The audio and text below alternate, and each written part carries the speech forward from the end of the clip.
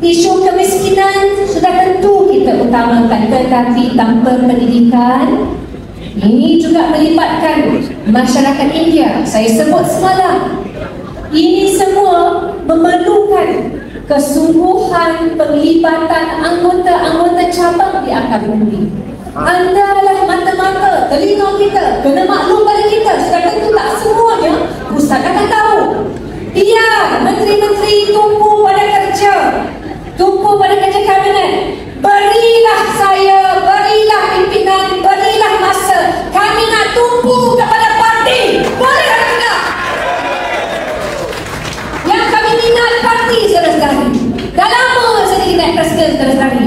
Pengarah pilihan raya pun sama. Tetapi sudah tentu saya tak mengambil dada kata saya yang buat semuanya. Nehi kami nehi. Kita ni nak buat apa-apa pun, nak pertahankan kerusi pun, kalau negeri, kalau cabang nak pertahan, nak menang apa? Jadi saya mohon, saya cakap ni kerana nak katakan, we can only do this in one together. Kita berhadapan dengan begitu banyak serangan.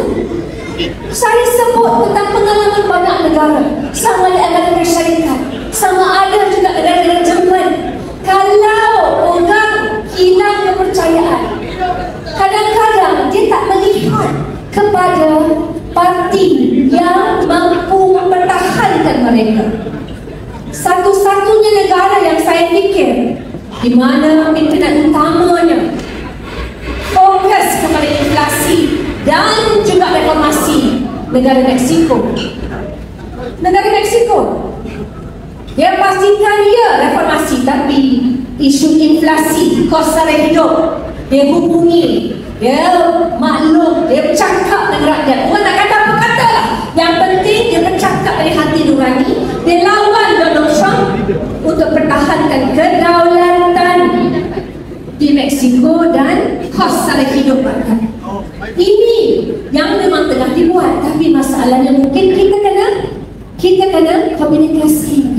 Kita berhadapan dengan social media, tapi kita nak bagi tahu bagaimana kita inilah pilihan mereka untuk menyelesaikan masalah hari-hari.